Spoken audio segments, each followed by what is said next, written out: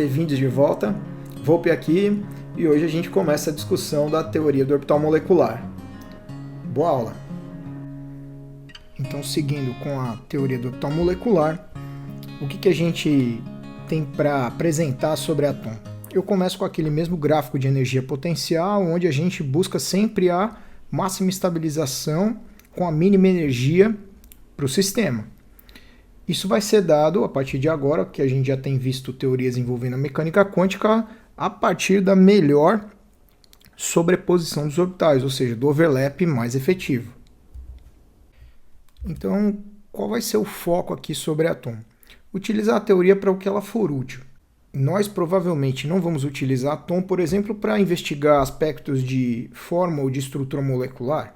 Exatamente. Ela tem uma outra finalidade mais interessante. Nós vamos utilizar como exemplo moléculas diatômicas homo- e heteronucleares, nesse princípio, e tentar diferenciar átomo da TLV, que é a teoria anterior, mas ambas trazem a abordagem mecânico-quântica. Então, definindo aqui a teoria do orbital molecular, a gente vai ver que o foco está exatamente no caráter deslocalizado da densidade eletrônica, mas eu já chego lá. Coloquei que a TLV nos permite um caminho direto a partir das estruturas de Lewis para racionalizar as geometrias observadas das moléculas em termos de orbitais atômicos. Porém, elas não explicam certos aspectos da ligação. Eu estou apresentando aqui, não por acaso, uma estrutura eletrônico-molecular do oxigênio, O2, e nós vamos trabalhar exatamente um aspecto que não é possível observar, por exemplo, por essa estrutura, certo?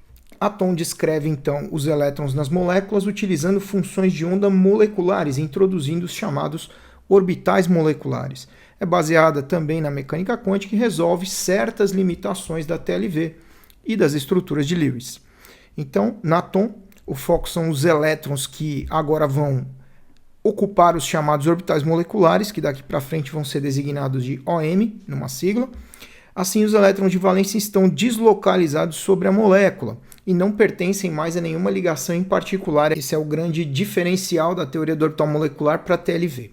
É importante a gente ressaltar que a gente tem uma representação aqui de um anel que poderia ser um anel aromático, apesar de ser só uma representação, com seus orbitais atômicos sobre cada átomo aqui nos vértices, e depois você tem uma situação deslocalizada em termos da ocupação da densidade eletrônica, eventualmente por esses orbitais ou pela combinação deles.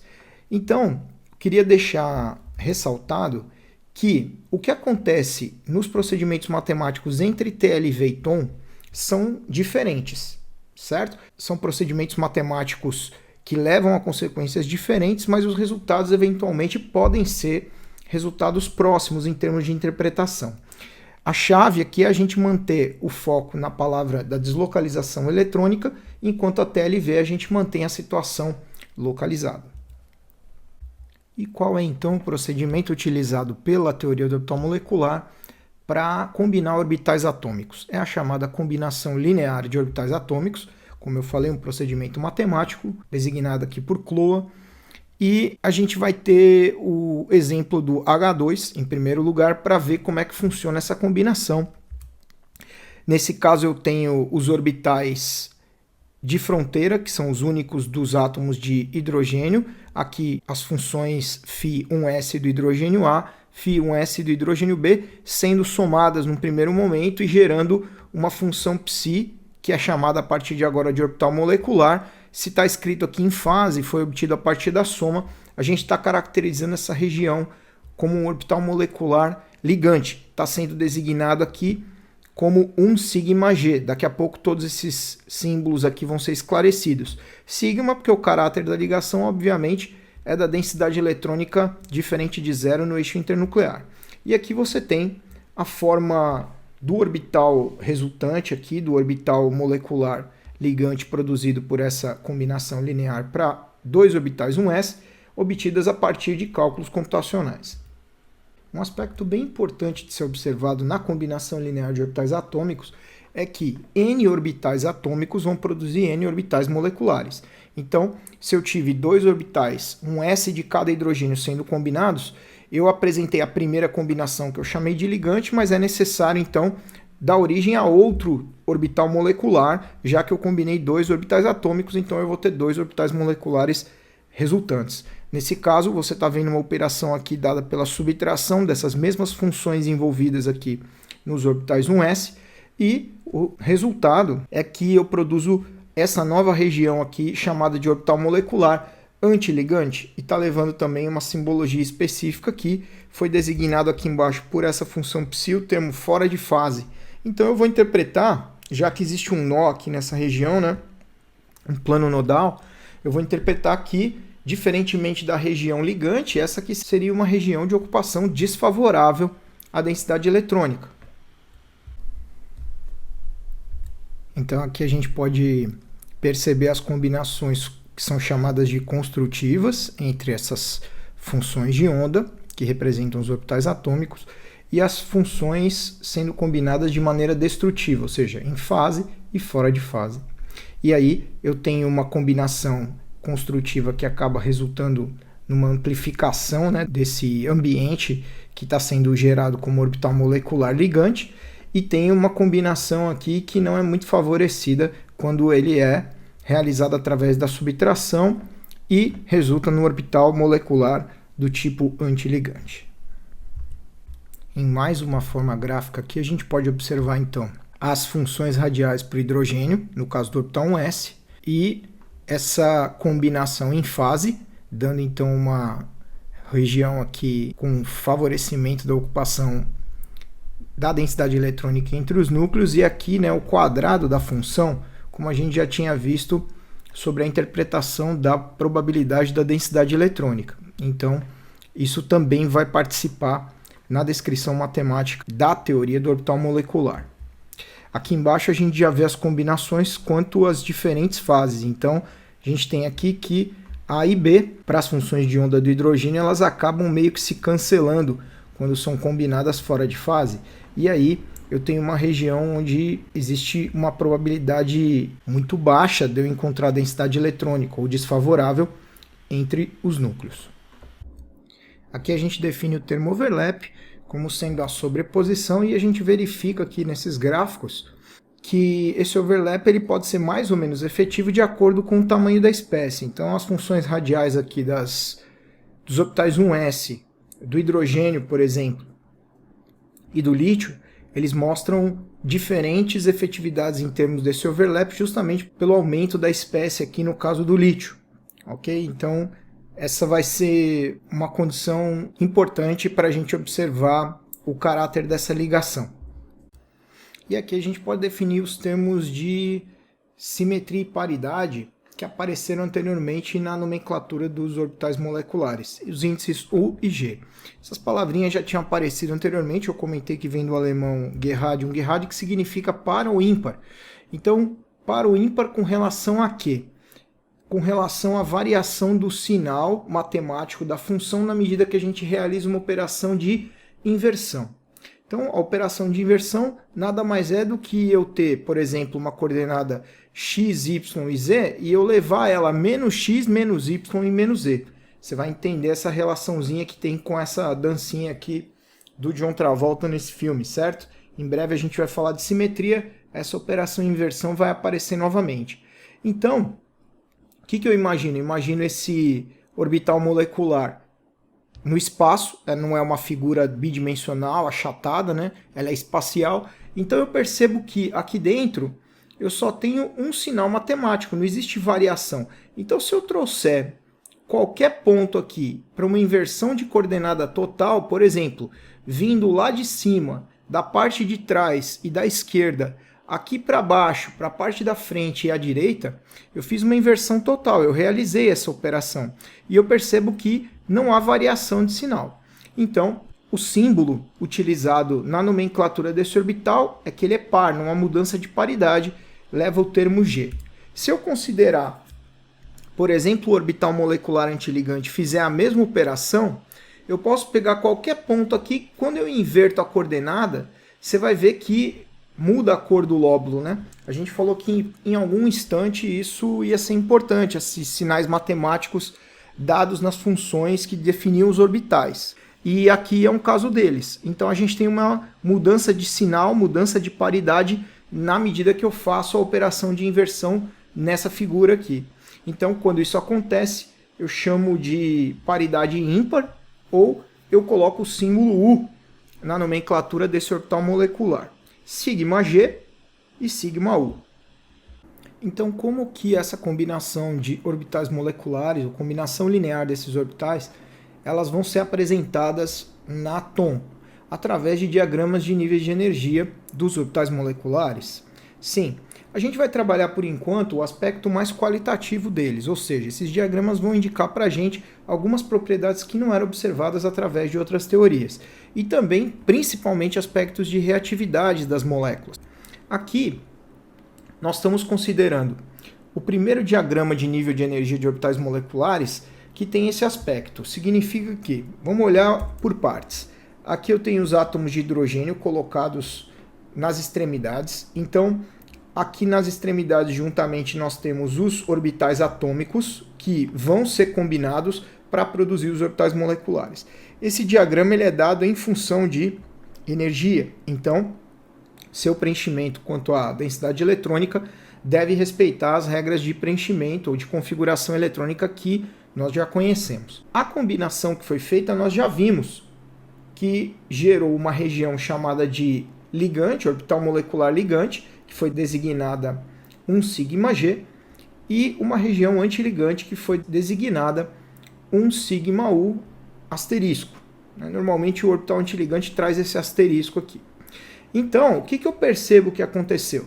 Com relação aos orbitais atômicos, a sobreposição desses orbitais gerou uma região de densidade eletrônica favorável à ocupação, ou seja, de menor energia do que o nível dos orbitais atômicos, que é essa aqui de baixo, e outra de maior energia, que está desocupada e que tem energia superior aos orbitais atômicos em separado.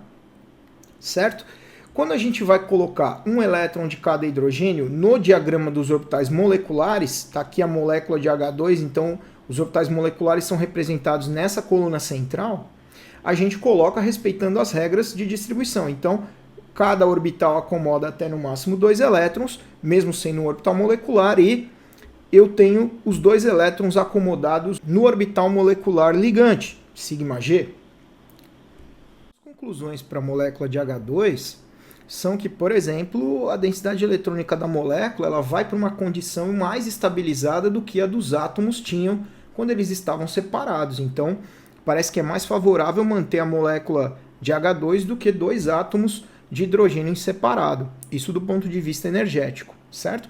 Outro aspecto da TOM que é interessante é a similaridade que ela permite a comparação com moléculas que tenham as mesmas combinações dos orbitais. Por exemplo, se eu imaginar uma molécula de hélio-2. Hélio-2, eu vou ter exatamente os mesmos orbitais 1s envolvidos nesse procedimento. O fato é que eu vou ter um elétron a mais para cada átomo. Então, no hélio, eu já tenho essa situação aqui, ó. Todos os 2 orbitais 1s preenchidos. Aqui, se eu for considerar a entrada de mais 2 elétrons, como que vai ficar essa situação? Eu já trago aqui para o nosso próximo diagrama. E assim, esse diagrama mostra que se eu tenho 4 elétrons a serem distribuídos em 2 orbitais moleculares, eu vou preencher todos eles? Exato. E está surgindo um parâmetro interessante aqui, a partir de agora, é um argumento da TOM, chamado de ordem de ligação. A ordem de ligação vai ser nada mais do que meio dos elétrons que estão em orbitais ligantes menos aqueles que estão em orbitais antiligantes. Então, se a gente tiver 2 elétrons em ligante menos 2 elétrons em antiligantes, dividido por 2, 2 menos 2 já dá 0, não importa a divisão. Então, essa ordem de ligação é 0. O que isso indica para nós? Indica, por exemplo, que essa molécula não tem energia suficiente, talvez, para existir. É uma previsão de que provavelmente essa molécula não exista. No caso de H2, voltando para o slide anterior, a gente percebe que se a gente fizer essa mesma conta, né, esse cálculo da ordem de ligação, essa ordem vai ser igual a 1. E para as moléculas simples, normalmente a ordem de ligação corresponde ao número de ligações que de fato são encontradas na estrutura. Para o hidrogênio, entre 2 átomos de hidrogênio, uma ligação simples, do tipo sigma. E aqui nós podemos observar que a ordem de ligação foi calculada em termos dos orbitais moleculares, e nós podemos sim utilizar elétrons nesses orbitais ligantes e antiligantes, né? Isso vai acontecer para outras moléculas, e aqui eu fui obrigado a colocar elétrons, os dois elétrons seguintes aqui depois da ocupação do orbital molecular ligante, fui obrigado a colocar num orbital antiligante. A regra impõe assim, e a gente acaba inferindo um resultado em termos de energia, que nesse caso seria desfavorável. Agora a gente tem que começar a considerar sobreposições de orbitais p, porque as moléculas mais simples que a gente vai analisar normalmente trazem elementos do segundo período. A análise só com hidrogênio e hélio restringiria demais a abordagem da TOM. Então aqui nós temos os orbitais p, px, py e pz. Então a gente sabe que esse sombreado diferente, né, essas diferenças de cores entre os lóbulos dos orbitais p, assim como a gente viu ali para o orbital molecular antiligante, significa uma mudança de sinal, um sinal diferente, certo? Então a partir de agora, como a gente tem a ligação química estabelecida em função de energia e simetria, essa simetria vai estar associada ao mesmo sinal quanto à sobreposição. Então, no eixo de ligação, que por convenção é definido como PZ, a gente teria quais interações aqui entre os orbitais P? Você teria a combinação em fase e fora de fase. Se eu tenho dois orbitais atômicos sendo combinados, eu tenho que originar dois orbitais moleculares. Um ligante e um antiligante, provavelmente? Exatamente. Nesse primeiro caso, você vê a combinação favorável, ou seja, frontal entre os lóbulos de mesmo sinal, produzindo o chamado orbital molecular ligante, σg. Aqui você vê que a característica da região de ocupação da densidade eletrônica é também do tipo sigma. E aqui nós temos uma figura determinada computacionalmente. Na figura de baixo, ao invés do sinal de menos que você veria se você estivesse representando assim, né, você vê que continua sendo somatório, mas houve a mudança de fase com relação ao sinal dos lóbulos. Você vê que esse orbital aqui, ó, foi rodopiado e agora ele está apontando com um sinal diferente aqui para a interação com esse outro lóbulo. Então, o resultado dessa interação desfavorável é que você gera o orbital chamado molecular antiligante, σu asterisco, e no eixo Z a gente tem essas interações com relação ao orbital PZ. Qual seria então a situação fora do eixo de ligação quando a gente considera as interações possíveis entre Px e Py? Lembrando, de átomos diferentes. Px e Py representariam combinações adjacentes, laterais, e a gente já sabe que esse tipo de interação é caracterizado pelo tipo π, certo? Nesse caso, você vai reparar os lóbulos de mesmo sinal interagindo aqui em fase no primeiro caso, dando origem ao orbital molecular ligante, designado aqui πu, e aí eu gostaria de saber por que mesmo sendo um orbital molecular ligante, houve mudança de paridade aqui nessa designação. Faça a operação de inversão nessa figura aqui para ver se você concorda com esse resultado.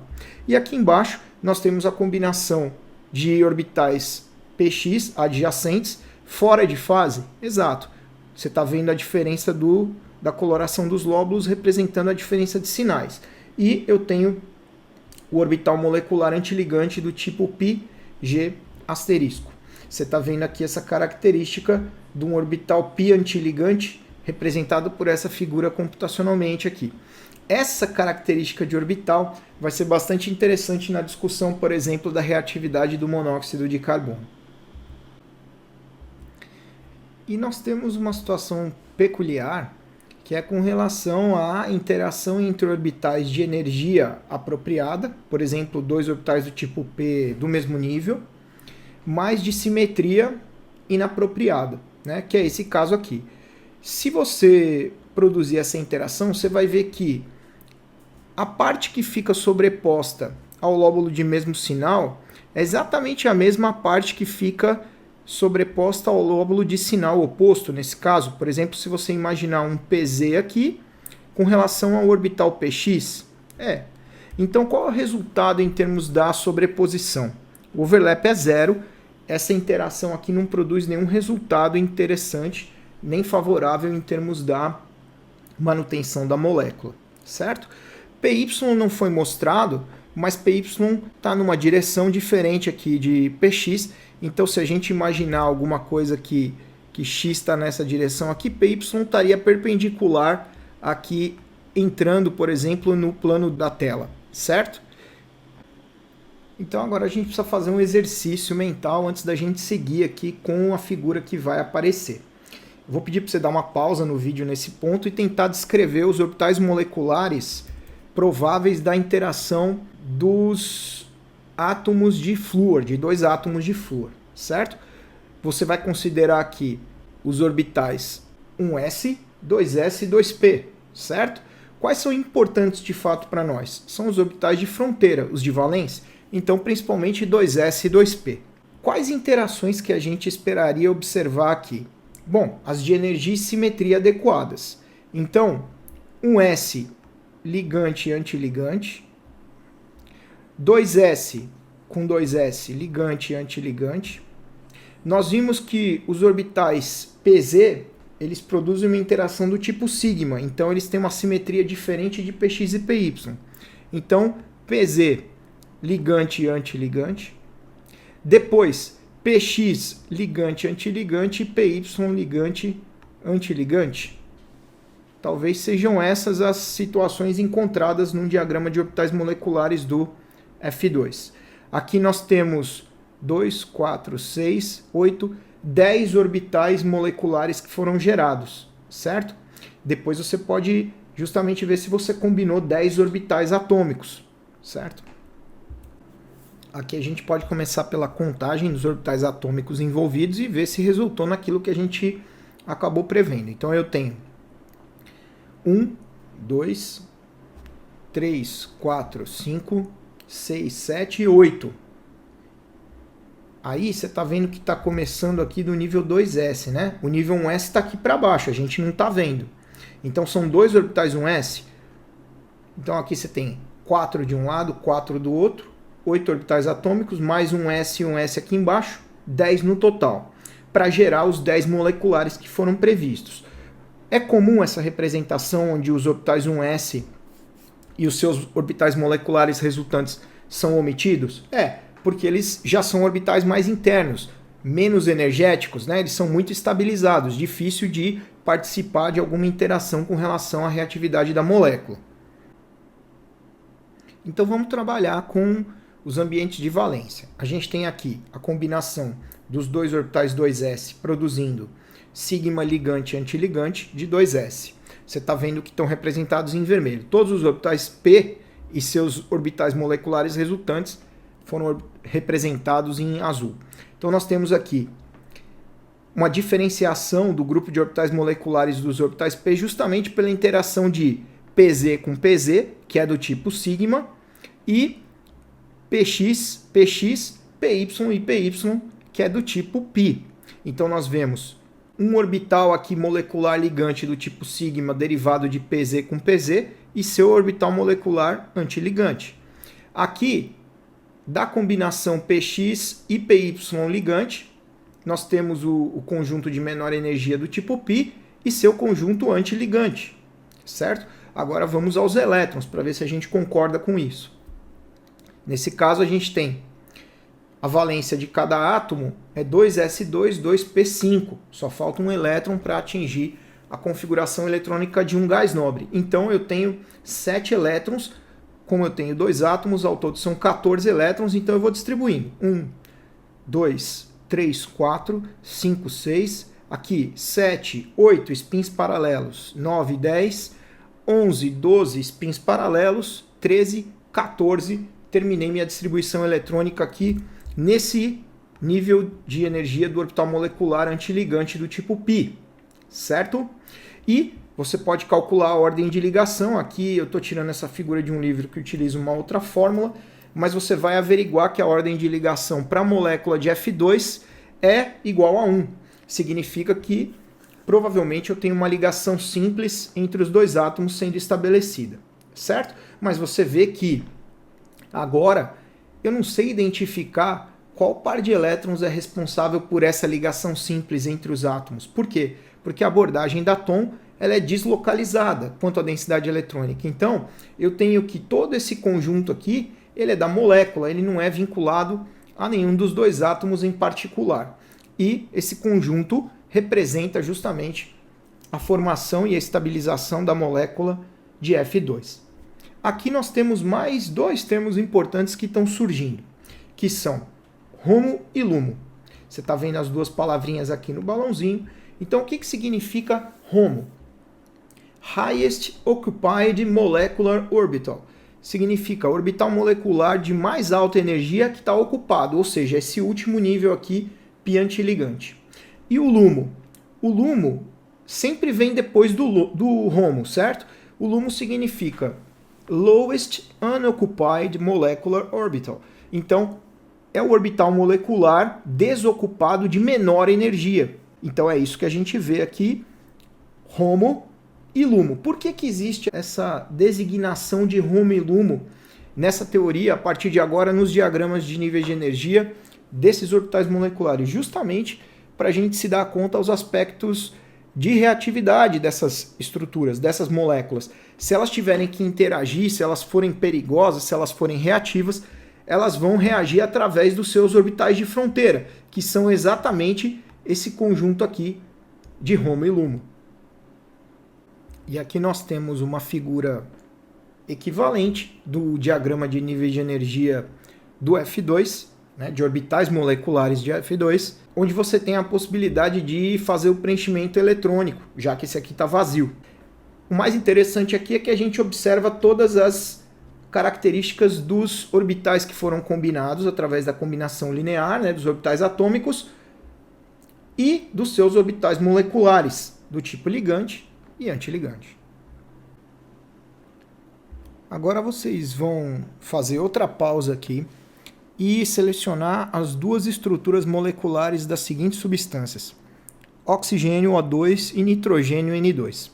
Se a gente olhar essas estruturas e tentar analisar, por exemplo, algum caráter sobre as propriedades de paramagnetismo ou diamagnetismo, ou propriedades magnéticas dessa substância, será que a gente vai ter algum indício através da análise das estruturas eletrônico-moleculares? Eu vou mostrar um vídeo na sequência e a gente discute. Então, as duas substâncias, oxigênio e nitrogênio, vão ser submetidas ao campo magnético. Nesse caso, eu tenho a primeira. Então, elas estão a baixa temperatura, então são as substâncias no estado líquido, né? Você está vendo alguma interação com o campo magnético nesse caso? Parece que não tem nada muito interessante acontecendo. Nesse próximo caso, veja lá o que acontece, né? Nós temos a outra substância sendo atravessada no campo magnético, mas claramente existe interação. Ou seja, uma das duas substâncias interage com o campo magnético, certo? A minha pergunta é: qual das duas substâncias é a segunda? É a que interage no campo magnético? Qual das duas estruturas, então, é paramagnética? Que é o termo que eu me refiro àquela que interage no campo magnético. A outra, por consequência, é a substância diamagnética. Pela estrutura, eu acho que a gente vai ter uma certa dificuldade para interpretar. Por quê? Na estrutura eu não percebo nenhum elétron desemparelhado capaz de ser responsável por essa interação no campo magnético. Então, eu vou lançar a mão do diagrama de níveis de energia dos orbitais moleculares do O2 para a gente tentar esclarecer essa questão. Se você tiver o seu diagrama feito para o flúor F2, você vai ver que os orbitais envolvidos são os mesmos. Então, a combinação aqui vai gerar um diagrama muito parecido para o oxigênio. Você vai ver que, nesse caso, basicamente a diferença vai estar na distribuição eletrônica. E na distribuição eletrônica eu percebo que no orbital do tipo HOMO, que é o orbital molecular de mais alta energia que está ocupado, a distribuição eletrônica ela termina com spins paralelos dos elétrons, ou seja, mantendo eles desemparelhados, então sendo responsável pelo paramagnetismo observado. O O2 é a substância que você vê interagindo naquele ímã. E a ordem de ligação dele, calculada em 2 aqui embaixo, também infere que a ligação entre os átomos de oxigênio nessa estrutura é uma ligação dupla. Sim, mas seria legal a gente comparar com o diagrama de níveis de energia do N2, por exemplo, para ver que, de fato, o N2 então não apresenta paramagnetismo. É uma estrutura diamagnética? Exato. Mas a gente vai precisar fazer uma consideração para continuar a demonstração dos diagramas de níveis de energia dessas moléculas diatômicas do segundo período. Eu vou fechar deixando um exercício para você estimar a ordem de ligação e o que acontece em termos da flutuação da energia de ligação e do comprimento da distância de ligação quando eu tenho as espécies de O2, que a gente acabou de ver, O2+, do peróxido, O2,2- e do superóxido, O2-, certo? Então, verifiquem o que acontece com essas espécies em termos da ordem de ligação e como isso se reflete nessas duas propriedades. Eu recomendo que vocês utilizem o diagrama de níveis de energia que a gente acabou de ver. Então é isso. Obrigado pela presença, pela audiência e a gente se vê na próxima. Até lá!